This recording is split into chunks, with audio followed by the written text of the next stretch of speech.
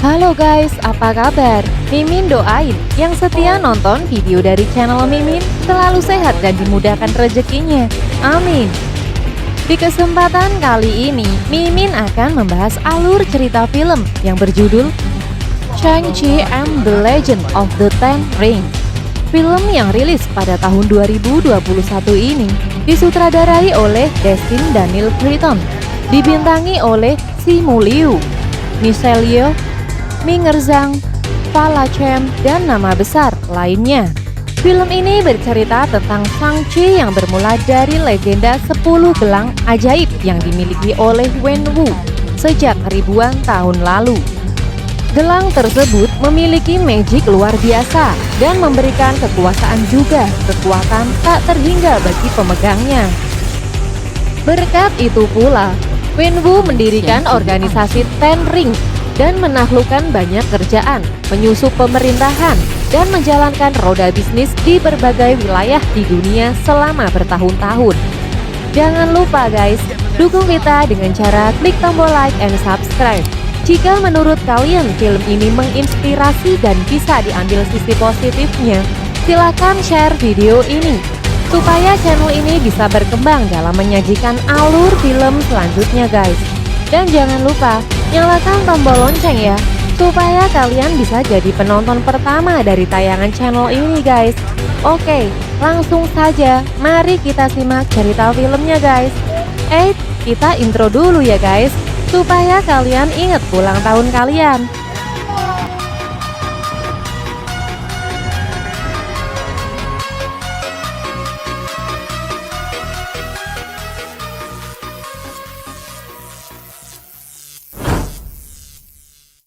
Di awal film, terlihat seorang jenderal bernama Wen Wu yang akan memulai peperangan. Ia mempunyai senjata 10 cincin legenda dewa yang membuatnya bisa hidup abadi. Tak berlama-lama, ia langsung maju untuk membaca situasi lawan. Namun lawan yang terlihat takut dengan Wen Wu dan pasukannya, mereka menyerang dengan jutaan anak panah ke arah Wen Wu. Lalu ia mengeluarkan senjata andalannya untuk membentengi dirinya dan langsung menyerang pasukan musuh. Dengan mudahnya, ia mampu menaklukkan semua pasukan musuh dan menguasai semua wilayah pasukan musuh guys. Ia mempunyai banyak bala tentara 10 cincin yang menyebar di mana-mana, di mana mereka bergerak secepat kilat dan mampu menjatuhkan pemerintahan. Tidak hanya itu, ia juga merubah sejarah pemerintahan itu. Ribuan tahun lamanya, Wen Wu terus mengejar uang dan kekuasaan. Namun kali ini, dia mempunyai ambisi yang lebih. Di suatu hari pada tahun 1996, dia mendengar ada sebuah desa rahasia yang bernama Talo yang penuh dengan kekuatan sihir dan makhluk tak terlihat. Sehingga Wen Wu semakin tertarik dengan keberadaannya, dan tak lama ia pun mencarinya bersama dengan timnya.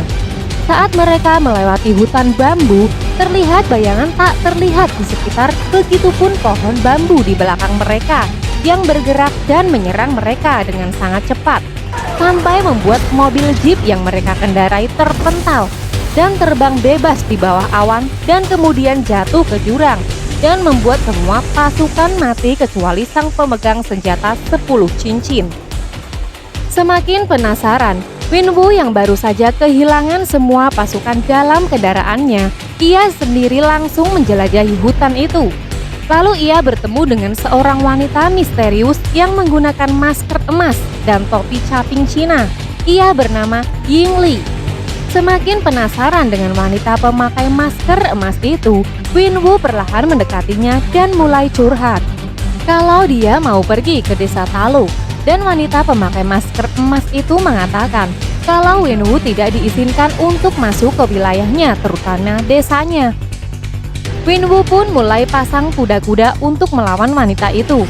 Tak berlama-lama, Wen Wu langsung menyerang Ying Li dengan gelang atas angin.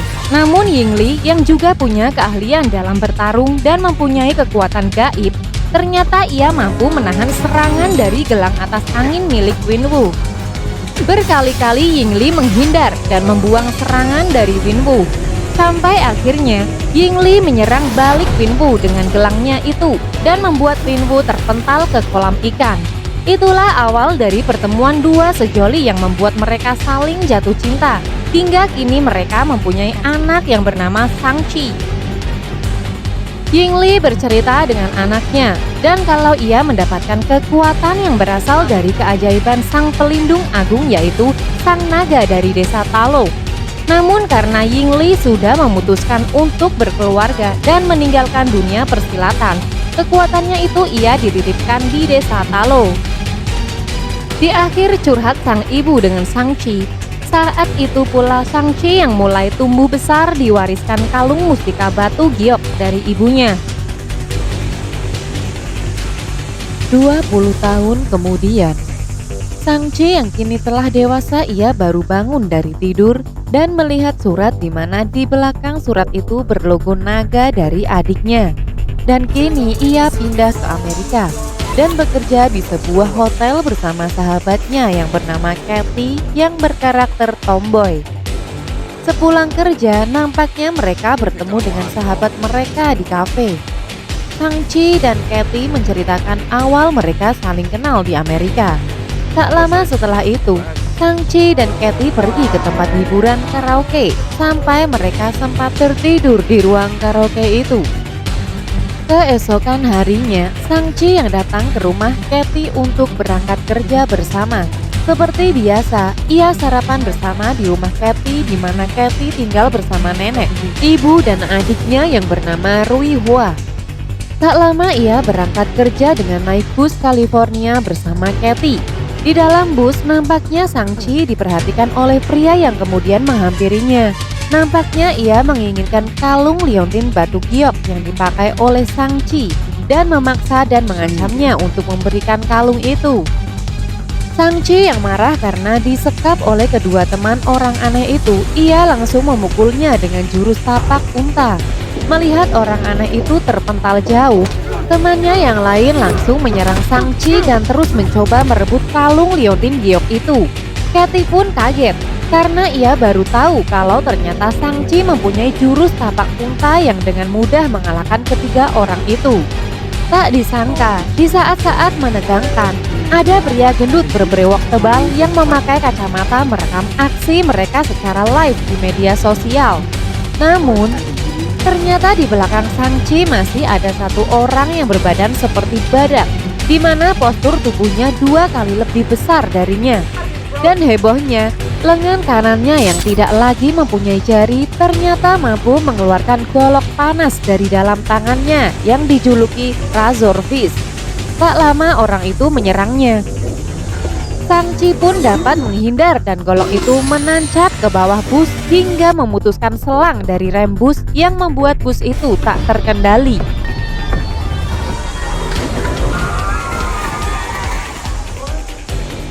Pertarungan pun terus berlanjut. Di tengah-tengah pertarungan mereka, Shang-Chi meminta Kathy untuk mengendalikan bus itu karena terlihat sang supir pingsan. Pertarungan pun terus berlanjut.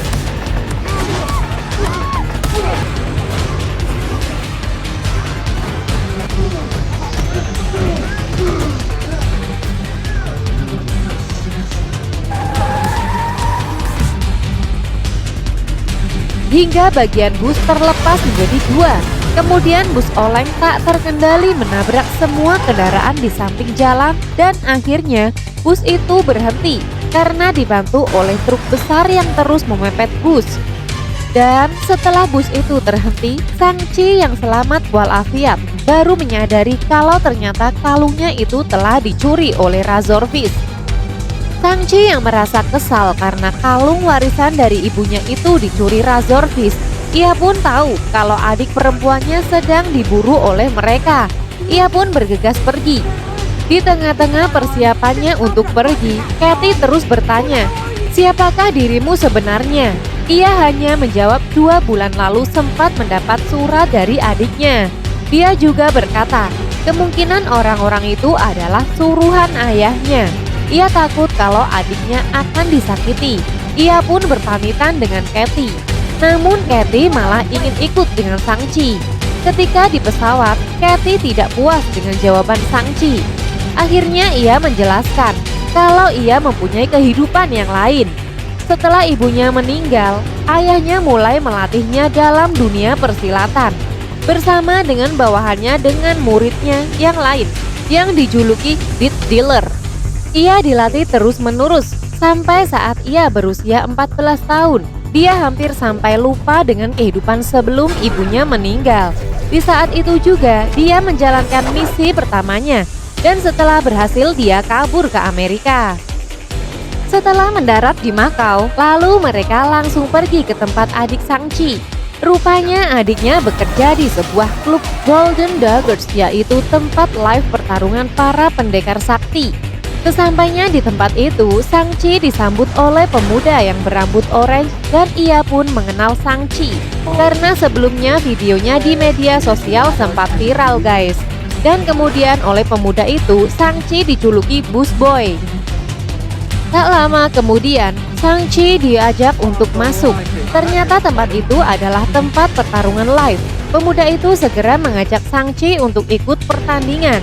Namun Shang-Chi menolaknya. Karena tujuan dia ke tempat itu adalah mencari adik yang bernama Xialing.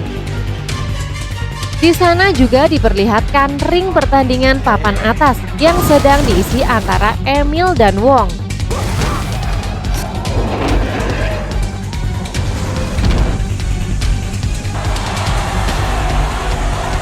Tak lama setelah itu, akhirnya Shang-Chi pun mau untuk bertarung di atas ring.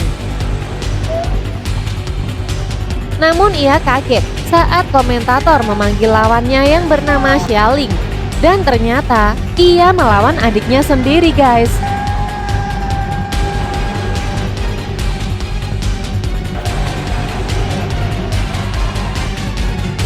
Lalu bagaimana kelanjutan ceritanya? Bagaimana nasib Shang-Chi yang melawan Xialing adiknya sendiri? Saksikan terus keseruan ceritanya di video berikutnya.